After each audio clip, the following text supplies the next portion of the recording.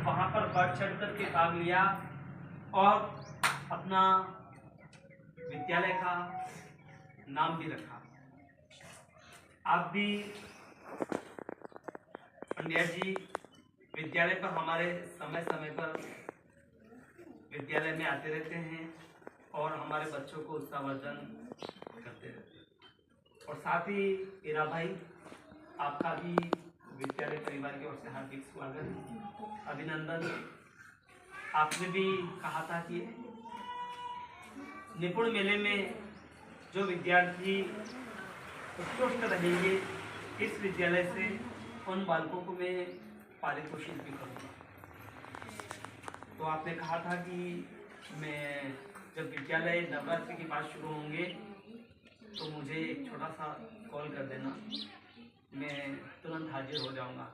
और आपके एक ही बार कहने पर तुरंत ही आप विद्यालय में पधार गए। ऐसे समर्पित भाव आप में कि विद्यालय और शिक्षा के प्रति समाज को आगे ले जाने में आपका अमूल्य योगदान है। हम आपके प्रेरणा से अभिभूत हैं और आपका सहयोग इस प्रकार हमें मिलता रहे। जयंती भाई, आपका भी विद्यालय में हार्दिक स्वागत, अभिनंदन। एक चेयर दे देना बेटा। हाँ, आगे ले आओ कुर्सी, एक कुर्सी बेटा इधर आगे ले आओ। मैं हीरालाल जी से कहूँगा कि आप भी हमारे, इससे पहले जयंती भाई हमारे विद्यालय में पधारे हुए हैं। छोटे भाई, हाँ चलो बेटा, धन्यवाद खूब खूब। रख दे इधर, बैठ जा। तो जयंती भाई, आपका भी हार्दिक स्वागत। गांव के और एसएमसी सदस्य होने के नाते मैं आपसे भी अनुरोध करूंगा कि युवा वर्ग की जो ताकत बच्चों में जुनून पैदा करती है, तो उसी दो शब्दों के साथ मैं जयंती भाई को व्यक्त करिए। आप जो भी देना चाहते हैं। कुछ नहीं दे सकते, कोई ज्ञान का। चलिए ठीक है। हीरालाल जी से अनुरोध करूंगा कि आप हमारे विद्यार्थियों को उत्साह और प्रोत ज्ञान की सरिता बहने वाली, जिस ज्ञान में आप जितना ज्ञान ले सकें, क्योंकि एक बहती सरिता है और सरिता में पूरा जल हम ले नहीं सकते, लेकिन हम उतना जल अवश्य ले सकते हैं जितना हमें आवश्यकता है, जरूरत है। चाहे तो हम गिलास भी भर सकते हैं और चाहे तो अपना मटका भी भर सकते हैं, गड़ा भी भर सकते हैं। तो आपके लिए आमंत्रित हैं आदरणीय हीरालाल। आज ऊंची डूंगरी स्कूल में सबसे पहले गुरुजी को आज जन्मदिवस है। आज जन्मदिवस है, इसके लिए आपको खूब खूब शुभकामनाएं, ढेरों सारी बधाई। और मुझे यहाँ बुलाया तो इसके लिए भी आपको बहुत बहुत धन्यवाद, मुझे बोलने का मौका दिया। और साथ में हमारे पंड्या जी, हमारे मैडम और हमारे भाई साहब, हमारे गोपाल जी, कालू भाई और सब नन्हे मुन्ने बच्चों, आप सबको हम कई दिल से अभिनंदन और स्वागत भी करते हैं कि आप जो टूर्नामेंट जीत के हैं, इसीलिए मुझे बहुत खुशी हुई।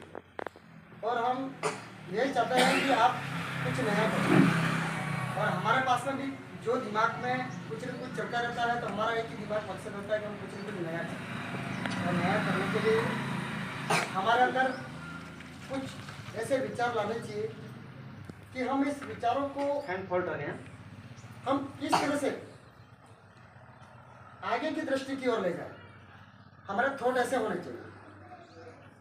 हमारा मेन मकसद शिक्षा है और मेरे तो दिमाग से ही, शुरू से ही शिक्षा और जमीन, इस दोनों पर मेरा पूरा फोकस है। क्योंकि धरती माता सुरक्षित है तो पर्यावरण स्वस्थ रहेगा, तो हम सब स्वस्थ रहेंगे। और हम सब स्वस्थ हैं तो अच्छी शिक्षा नहीं पाएंगे, अदरवाइज सब बेकार बात है। मेरा मेन मकसद है कि शिक्षा, और शिक्षा प्रिय विद्यार्थियों, वो शेरनी का दूध है, जितना पियोगे उतना दहाड़ोगे। तो आपको शिक्षा में सबसे आगे आना है। और साथ में मैंने कहा था मार्शल को कि ये जो बच्चे निपुण मेले में गए थे और इंदौरा में जो मेला हुआ था उसमें प्रथम आए, तो मैंने कहा था कि उनको मैं ऐसी एक चीज़ गिफ्ट दूंगा जो बच्चों को खास काम आएगी। और मेरा मेन मकसद ये है कि जो गवर्नमेंट स्कूल के अंदर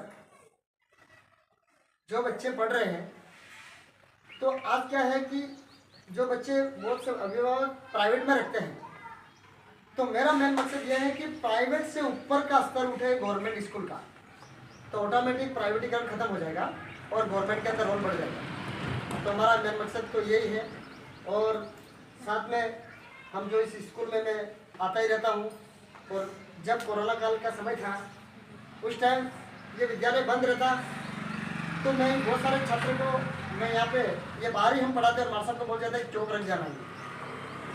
तो हम हमारी रुचि तब से है, ये कोई नई नहीं है कि आज अपन नया रुचि लेके आए, ऐसा नहीं है।